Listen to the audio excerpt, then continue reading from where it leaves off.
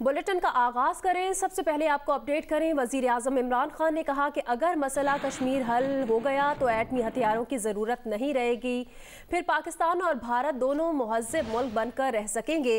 अमरीकी टीवी को इंटरव्यू में वजीर आज़म ने कहा कि पाकिस्तान के एटमी हथियार हमारे दिफा के लिए हैं। भारत से 3 जंगें लड़ी हैं, लेकिन जब से एटमी सलाहियत हासिल की दोनों मुल्कों के दरमियान झड़पें तो हुई लेकिन जंग नहीं हुई। वजीर आज़म इमरान खान ने कहा कि अगर मसला कश्मीर हल हो गया तो एटमी हथियारों की जरूरत नहीं रहेगी, फिर पाकिस्तान और भारत दोनों मुहज़्ज़ब मुल्क बनकर रह सकेंगे। अमरीकी टीवी को इंटरव्यू में वजीर आज़म ने मजीद कहा कि पाकिस्तान के एटमी हथियार दिफा के लिए हैं। भारत से 3 जंगें लड़ी हैं, लेकिन जब से एटमी सलाहियत हासिल की दोनों मुल्कों के दरमियान झड़पें तो हुई लेकिन जंग नहीं हुई।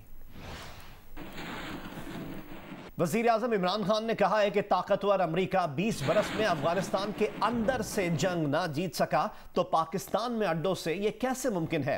अमरीकी अखबार वॉशिंगटन पोस्ट में मजमून में वज़ीर आज़म इमरान खान ने कहा है कि अमरीका को अफगानिस्तान के खिलाफ अड्डे दिए तो पाकिस्तान फिर दहशत गर्दों का हदफ बनेगा। उन्होंने कहा कि पाकिस्तान ने पहले ही अफगान जंग में बहुत नुकसान बर्दाश्त किया, पाकिस्तान एक और जंग का मुतहम्मिल नहीं हो सकता।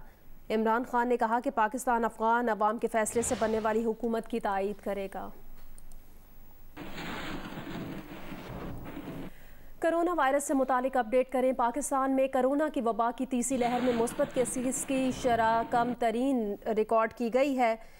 आपको बताएं कि NCOC के मुताबिक 24 घंटे के दौरान कोरोना के मुस्बत केसेस की शरह 1.7% रही। मुल्क भर में 21 जून को 39,000 से ज्यादा टेस्ट किए गए। कोरोना के 663 नए मरीज सामने आए हैं पिछले एक दिन में। 24 घंटों के दौरान कोरोना वायरस से मजीद 27 अफराद का इंतकाल भी हुआ है।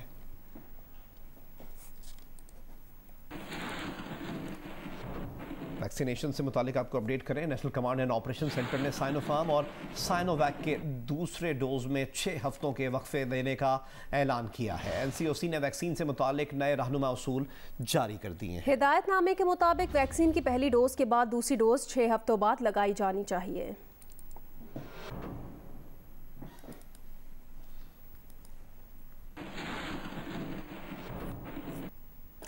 कराची के मुख्तलिफ वैक्सीनेशन सेंटर्स में साइनोफार्म और साइनोवैक वैक्सीन लगाई जा रही है। तफसीलात बताएंगे जियो न्यूज़ के नुमाइंदे ज़ीशान शाह। कराची भर में वैक्सीनेशन जो सेंटर्स हैं वो खुल गए हैं। आज भी वैक्सीनेशन सेंटर में सुबह 7 बजे से आवाम की बड़ी तादाद जो है पहुँचना शुरू हो गई है। मैं इस वक्त आपको रिपोर्ट कर रहा हूँ MA जिन्ना रोड पर वाक़ खालिक दिना हॉल से, और यहाँ पे भी सुबह 7 बजे से लोग आ गए थे। लोगों ने यहाँ पे लाइन लगा के नंबर्स भी ले लिए हैं और अब वो वेटिंग में बैठे हुए। तकरीबन 9 बजे से यहाँ पे वैक्सीनेशन का सिलसिला शुरू हो जाएगा, जो कि शाम 5 बजे तक जारी रहेगा। गुज़िश्ता रोज से यहाँ पे साइनोफार्म और साइनोवैक की वैक्सीनेशन लगाई जा रही हैं। इसके अंदर फर्स्ट डोज पहले डोज वाले लोग भी हैं और जो फॉलो अप डोज है, जो दूसरा डोज है, उसके लोग भी यहाँ पर पहुँच रहे हैं। शहर भर में तकरीबन 90 वैक्सीनेशन सेंटर्स बनाए गए हैं। उधर मुल्तान में कोरोना की एस्ट्राजेनेका वैक्सीन की अदब दस्तयाबी के बायस दूसरी डोज लगवाने वाले शहरी मुश्किलात का शिकार हैं। मजीद हमें बताएंगे जियो न्यूज़ के नुमाइंदे इमरान चौधरी। जी, मुल्तान में कोरोना की एक्स्ट्राजेनेका वैक्सीन की दूसरी डोज ना होने पर शहरी बहुत ज़्यादा परेशान हैं। वो लोग जिन्होंने आज से 3 महीने पहले एक्स्ट्राजेनेका की पहली डोज लगवाई गई थी, उनकी अब डेट आ गई है, लेकिन उनको एक्स्ट्राजेनेका की दूसरी डोज अवेलेबल नहीं है। उन लोगों के लिए जो दूसरी डोज मुख्तस करके रखी गई थी, वो जिस वक्त सऊदी अरब और UAE जाने वाले अफराद के लिए, जब सऊदी अरब ने सिर्फ एक्स्ट्राजेनेका जो वैक्सीन थी सिर्फ वही रिकमेंडेड थी, तो उनकी जानिब से मुजाहरे हो रहे थे, जिसके ऊपर मुल्तान की इंतज़ामिया ने उनके प्रेशर में आकर जो एस्ट्राजेनेका की जो दूसरी डोजेज़ आम शहरियों के लिए रखी हुई थी, वो सऊदी अरब और दूसरे खलीजी ममालिक जाने वाले अफराद को लगाना शुरू कर दी है। इससे अब 2 तरह के प्रॉब्लम्स जो हैं वो मुल्तान के शहरी फेस कर रहे हैं। एक तो जिनकी दूसरी एस्ट्राजेनेका डोज लगनी थी उनको वो नहीं लग पा रही, और इसी तरह मैं इस वक्त 6 नंबर चुंगी पर जो बैरून मुल्क जाने वालों के लिए जो एक वैक्सीनेशन सेंटर बनाया गया है वहाँ पर मौजूद हूँ। यहाँ पर जो लोग एस्ट्राजेनेका लगवा रहे हैं वो भी इस बात पे परेशान है कि 3 महीने के बाद जब उनको दूसरी डोज की बारी आएगी, क्या उस वक्त यही वैक्सीन जो है वो अवेलेबल होगी, क्योंकि आलमी सतह के ऊपर दोनों डोजेज एक ही वैक्सीन की अगर लगाई जाए तो ही उसको जो है ना वो तस्लीम किया जाता है। शुगर स्कैंडल में FIA लाहौर ने शहबाज शरीफ को आज तलब किया है। नोटिस में शहबाज शरीफ से रमज़ान शुगर मिल्स में छोटे मुलाजमीन के खातों में मुंतकिल किए गए 25 अरब रुपए पर जवाब मांगा गया है। शुगर स्कैंडल में FIA लाहौर ने शहबाज शरीफ को आज तलब किया है। शहबाज शरीफ ने गुज़िश्ता रोज़ सेशन कोर्ट लाहौर से हिफाजती जमानत कराई थी। FIA ने हमजा शहबाज को 24 जून को तलब कर रखा है, लेकिन आज FIA लाहौर ने शहबाज शरीफ को तलब किया है। नोटिस में शहबाज शरीफ से रमज़ान शुगर मिल्स में छोटे मुलाजमीन के खातों में मुंतकिल किए गए 25 अरब रुपए पर जवाब मांगा गया है। इसकी डिटेल्स हासिल करते हैं नुमाइंदा जियो न्यूज़ अदनान मलिक से। अदनान मलिक बताएगा, मियां मोहम्मद शहबाज शरीफ की आमद कब तक मुतवक्के है? जी, FIA ने अपोजिशन लीडर मियां शहबाज शरीफ को शुगर मिल और मनी लॉन्ड्रिंग के केस में आज तलब कर रखा है और FIA एंटी करप्शन सर्कल ने 22 जून को सुबह 11 बजे मियां शहबाज शरीफ को ज़ाती हैसियत में तलब किया है और ये भी कहा गया था कि अगर वो पेश ना हुए तो उनकी गिरफ्तारी जो है अमल में लाई जा सकती है। ताहम मियां शहबाज शरीफ ने अदालत से अपनी अबूरी जमानत करा ली है। FIA की जानिब से जो नोटिस दिया गया था उन्हें, उसमें उन्होंने बताया था कि रमज़ान शुगर मिल और अल अरबिया शुगर मिल के जरिए मनी लॉन्ड्रिंग की तहकीकात के दौरान मियां शहबाज शरीफ को इस हवाले से अपने दिफा में दस्तावेजात भी साथ लाने को कहा गया है। मियां शहबाज शरीफ और उनकी फैमिली पर 25 अरब रुपए की मनी लॉन्ड्रिंग, शुगर की गैर कानूनी जखीरा अंदोजी और सट्टेबाजी के भी इल्जाम हैं।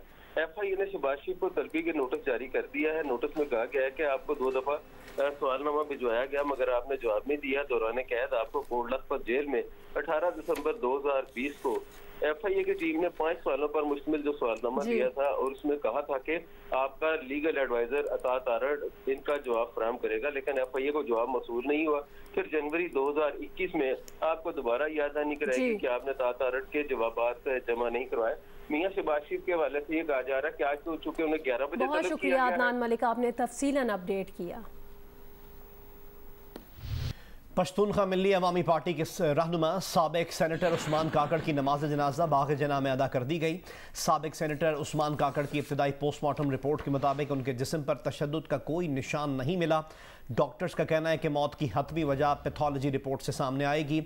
साबिक सेनेटर उस्मान काकड़ कराची के एक निजी अस्पताल में ज़ेरे इलाज थे। उनकी नमाज जनाजा मज़ार कायद के सामने बाग़ जिनाह में अदा की गई। नमाज जनाजा में ANP रहनुमा शाहिद सैयद, JUI फे के राशिद सोमरो, कारी उस्मान और मुस्लिम लीग नून के निहाल हाशमी समेत मैप के हज़ारों कारकुनान और हमदर्दों ने शिरकत की। रहनुमा पश्तूनख्वा मैप सिंध सिद्दीक आगा के मुताबिक साबिक सेनेटर उस्मान काकड़ की मैयत तदफीन के लिए आज कोयटा ले जाई जाएगी।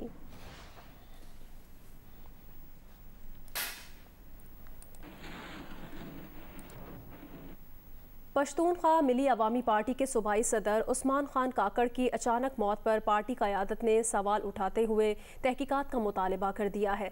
कोयटा से रिपोर्ट करेंगे नदीम कौसर।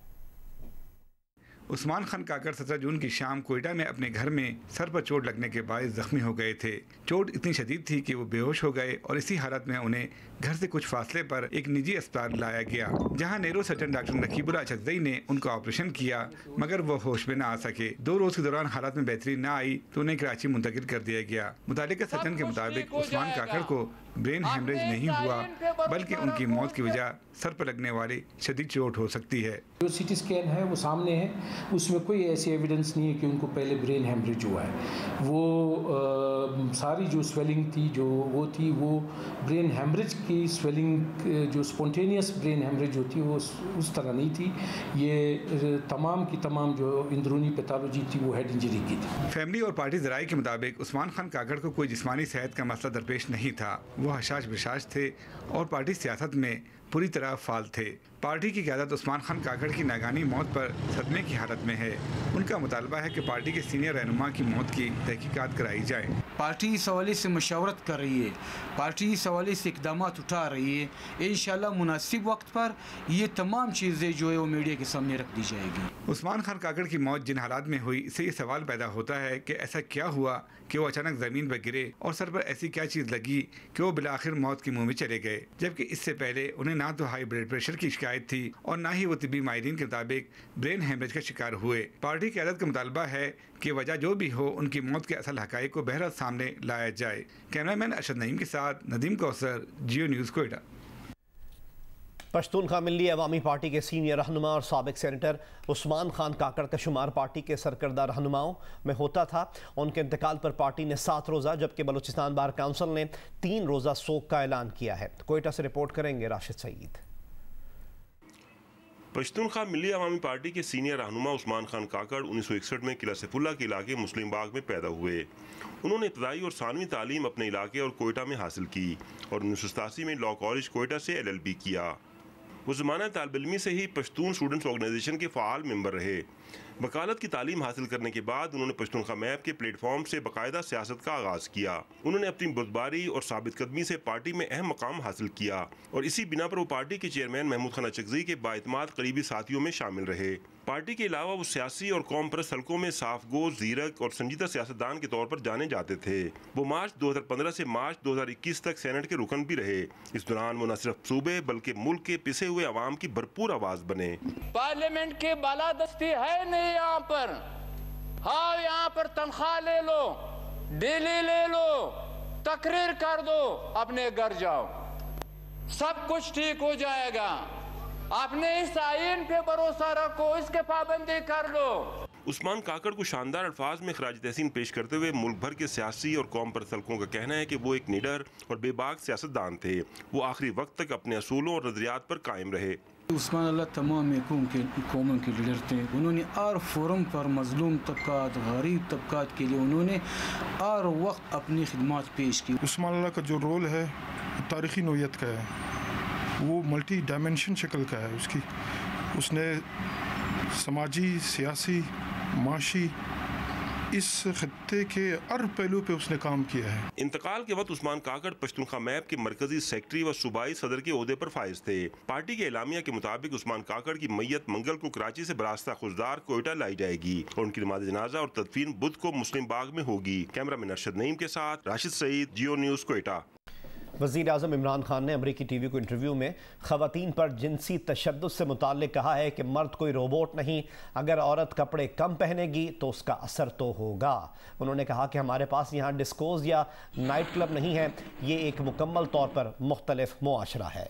उन्होंने कहा जब आप लोगों को उकसाएंगे तो इनकी नौजवानों के पास जाने के लिए कोई जगह नहीं होगी, तो फिर उसके नताइज तो होंगे। अमरीकी टीवी को दिए गए इंटरव्यू में इस सवाल पर कि क्या ख़वातीन के लिबास का चुनाव उन पर जिनसी तशद्दुद की वजह है, वज़ीर आज़म का कहना था कि इसका इन्हिसार इस बात पर है कि आप किस मुआशरे में रहते हैं। पीपल्स पार्टी की सेनेटर शहरी रहमान ने कहा किसी मर्द को ये हक नहीं कि वो ख़वातीन के ख़िलाफ़ जिनसी तशद्दुद और जराइम का इल्ज़ाम ख़वातीन या उनके लिबास पर आयद करे। सदमा हुआ कि हमारे वज़ीर आज़म ने ऐसा कहा। क्या इमरान खान नहीं जानते कि ऐसा कहकर उन्होंने ख़वातीन पर जुल्म करने वालों को अपने जराइम के जवाब के लिए नया बयानिया फराहम किया है? किसी भी वज़ीर आज़म के लिए इस तरह की बात करने का कोई जवाब नहीं है। वज़ीर आज़म का यह बयान इंतहाई गैर जिम्मेदाराना और काबिल मज़म्मत है।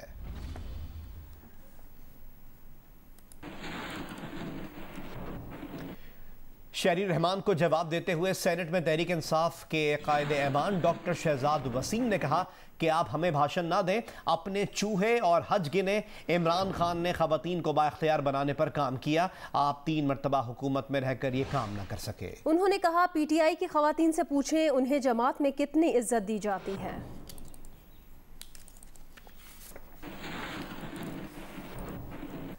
ख़वातीन के लिबास पर वज़ीर आज़म इमरान खान के बयान पर रद्द अमल देते हुए तर्जुमान नून लीग मरियम औरंगज़ेब ने कहा इस बयान से दुनिया को इनकी बीमार और औरत से नफरत करने वाली जहनीत की झलक देखने को मिली। जिनसी ज़्यादती की वजह ख़वातीन का कोई फ़ैसला या इक़दाम नहीं बल्कि मर्दों का घटिया और नापाक फ़ैसला होता है। मरियम औरंगज़ेब ने मज़ीद कहा कि औरत से नफरत करने वाला ये शख्स जिनसी ज़्यादती करने वालों के साथ बच्चों से ज़्यादती करने वालों और कातलों का दिफा भी कर सकता है। मरियम औरंगज़ेब ने इमरान खान को मुखातिब करके कहा उनकी इत्तला के लिए अर्ज़ है कि अल्लाह ताला ने ख़ुद पर काबू रखने को सबसे ज़्यादा अहमियत दी है।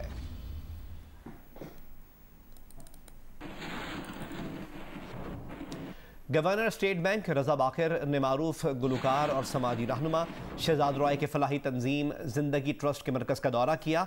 इस मौके पर उन्होंने कहा कि इस मरकज के तहत बच्चियों को मेयारी तालीम दी जा रही है। वो समंदर पार पाकिस्तानियों से दरख्वास्त करते हैं कि रोशन डिजिटल अकाउंट के जरिए ही रोशन समाजी खिदमत प्रोग्राम से जिंदगी ट्रस्ट को अतिया कर सकते हैं। उन्होंने कहा अगर वो खुद इस वक्त ओवरसीज पाकिस्तानी होते तो चंदा देने के लिए उनकी पहली तरजीह जिंदगी ट्रस्ट ही होती।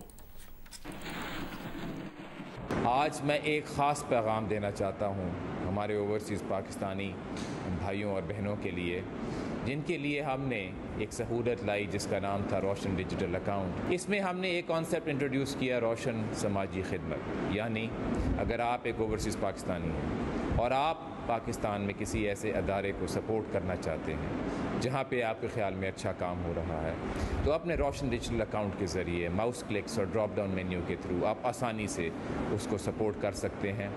मैं ये कहना चाहूँगा कि मैं अगर ओवरसीज़ पाकिस्तानी होता आज और यहाँ ज़िंदगी ट्रस्ट आके, तो सबसे पहले जो मैं डोनेशन देता वो ज़िंदगी ट्रस्ट को ही देता। मैं आपको इनकरेज करता हूँ इस काम के बारे में जानें और इसको सपोर्ट करने के बारे में सोचें। पंजाब असम्बली की आज़ाद रुकने असम्बली जुगनू मोहसिन को बेनज़ीर भुट्टो की सालगिरह पर साबिक़ वज़ीर आज़म से मुतालिक बात करने की इजाज़त ना मिली। जुगनू मोहसिन इंसानी हुकूक, इजहार राय और जमहूरियत के लिए खिदमात पर बेनज़ीर को खिराज तहसीन पेश करना चाहती थीं।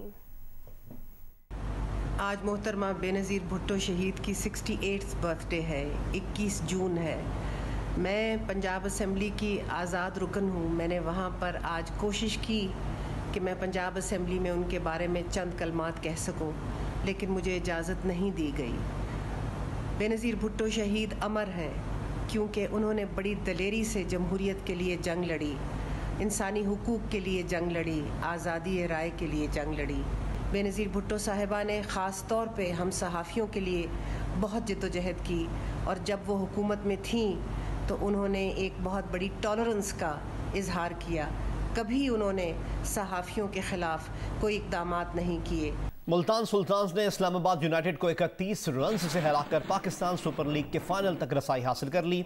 शोएब मकसूद और खुशदिल शाह की जारहाना बैटिंग की बदौलत मुल्तान ने 5 विकेट पर 180 रन बनाए थे। इस्लामाबाद यूनाइटेड ने 149 रन बनाकर आउट हो गई। Man of the match Sohail Tanvir और मजार बानी ने 3-3 खिलाड़ियों को आउट किया।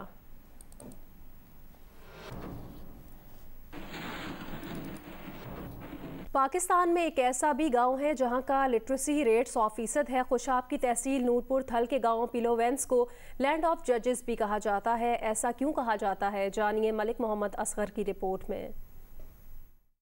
खुशाब की तहसील नूरपुर थल का 32,000 एकड़ रकबे और 20,000 की आबादी पर मुश्तमिल गांव पिलोवेंस बुनियादी सहूलियात से महरूम है, लेकिन गांव का कोई एक भी शख्स ऐसा नहीं जो तालीम याफ्ता ना हो। पिलोवेंस को इलाके के लोग लैंड ऑफ जजेस भी कहते हैं, क्योंकि गांव के 20 से जायद लोग अदलिया में बतौर जजेस फराइज अंजाम दे रहे हैं, जबकि 1 दर्जन से जायद लोग CSP और FBR समेत दीगर सरकारी महकमों में आला ओहदों पर फाइज हैं। गांव पिलोवेंस के लोगों का जरिया मुआश खेती बाड़ी है। गांव के आज भी 80 से जायद वकला और दर्जनों असातिज़ा मुकाबले के इम्तिहानात की तैयारियों में मसरूफ है। पिलोवेंस हमारा गांव है, इसमें जो तालीम में लोगों ने तरक्की की है और मुल्क में अहम ओहदों पे गए हैं, जुडिशरी में, पुलिस में, सिविल सर्विस में, एजुकेशन में, तो उसकी जो सबसे बड़ी रीज़न है वो लोगों का तालीम के साथ लगाव है। तालीम ही इंसान की तरक्की की जामिन है, ये कर दिखाया बुनियादी सहूलियात से महरूम गांव पिलोवेंस के रिहायशियों ने। कैमरामैन जहीर खान के साथ मलिक मोहम्मद असगर, जियो न्यूज, नूरपुर थल, गांव पिलोवेंस, खुशाब। गिलगित बल्तिस्तान का जिला दयामर फलों और मेवाजात की पैदावार के लिए मुनफरिद मकाम रखता है। मजीद बताएंगे नुमाइंदा जियो न्यूज सरताज खान। गिलगित बल्तिस्तान दुनिया के मरूफ सियाती इलाकों में शुमार होता है।